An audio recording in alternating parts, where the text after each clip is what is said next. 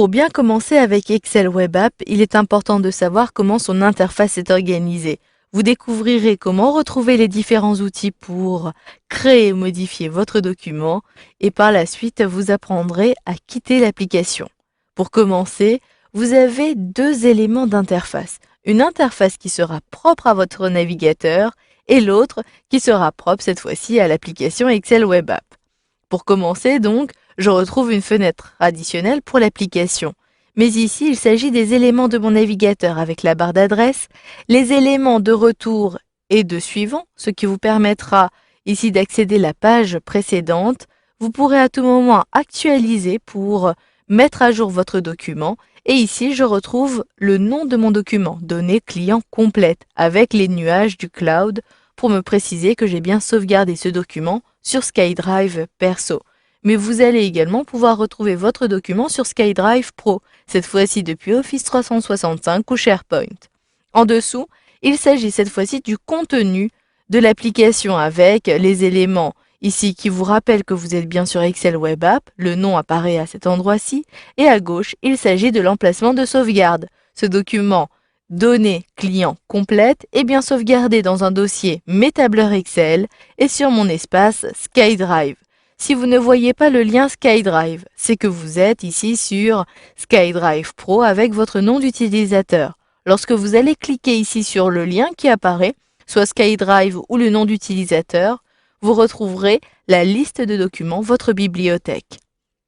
Tout à droite, vous avez des éléments ici qui vous rappellent votre nom d'utilisateur et vous pourrez également vous déconnecter.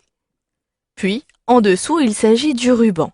Sachez que lorsque vous ouvrez un document, vous êtes par défaut sur le mode d'édition, contrairement à Word, où vous allez être plutôt sur un mode lecture. Vous allez donc pouvoir retrouver un certain nombre d'éléments dans ce ruban. Le ruban est constitué de plusieurs onglets, Accueil, Insérer et Affichage, et depuis chacun des onglets, vous allez retrouver des groupes, presse-papier, police, alignement, etc. Ces groupes permettent d'avoir des outils liés à la catégorie. Je vais pouvoir ici changer le format du nombre que j'ai sélectionné. Par exemple, depuis le groupe alignement, je pourrais centrer mon texte soit horizontalement ou verticalement. Depuis l'onglet insérer, si je clique dessus, je vais cette fois-ci pouvoir plutôt insérer des éléments tels que des graphiques et des histogrammes. Lorsque vous cliquez sur une flèche comme cela, cela vous fait apparaître un menu déroulant et à nouveau vous allez avoir des choix. Je clique à l'extérieur pour réduire le menu déroulant. D'ailleurs, il est possible de masquer les éléments du ruban. Pour cela, cliquez sur la flèche tout à droite qui apparaît ici.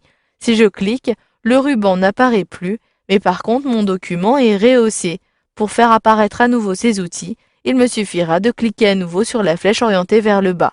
Vous avez un onglet particulier, tout à gauche, qui est ici avec du vert. En réalité, il s'agit du menu, le seul menu d'Excel Web App.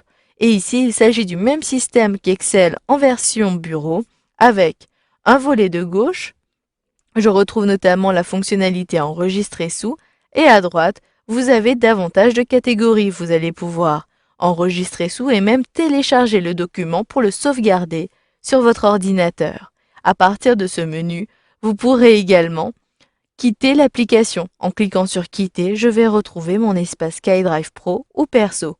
Ici, il me suffit de cliquer sur cette flèche qui apparaît en haut à gauche ou de cliquer à l'extérieur pour le réduire et vous reconnaissez la même interface.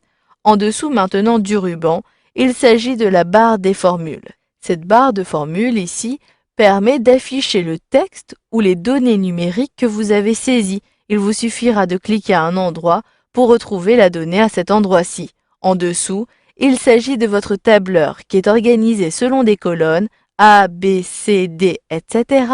Et ici, des lignes 1, 2, 3, etc. D'ailleurs, vous allez avoir davantage de lignes et de colonnes en utilisant les barres de défilement qui apparaissent en bas pour naviguer de façon horizontale et à droite pour naviguer de façon verticale.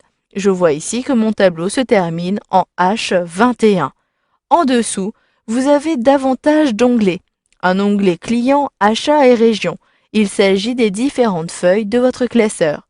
Sur chacune des feuilles, si je clique à cet endroit-ci, je retrouverai d'autres données Il s'agit en quelque sorte des différents espaces de travail à l'intérieur de ce classeur données clients complète.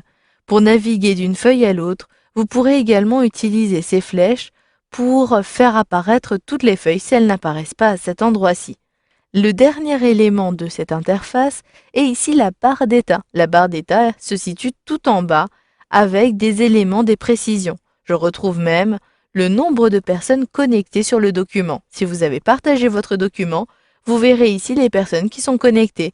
Je sais que je suis la seule personne, Albert Moreau, et je retrouve bien mon nom qui apparaît en haut à droite. Si je clique à l'extérieur, le menu disparaît.